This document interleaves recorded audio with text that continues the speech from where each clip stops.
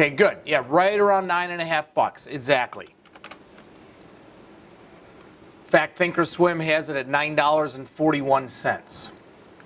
Okay, so expected move, $9.50, which takes us to 135.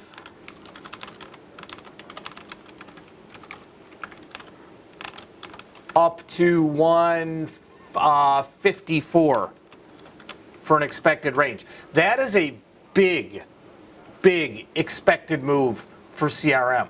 You're looking at about 6 to 7%. That is higher than what is typical. Okay, volatility is pretty expensive. Okay, so let's take a look at those areas there of 135 up to 154 here.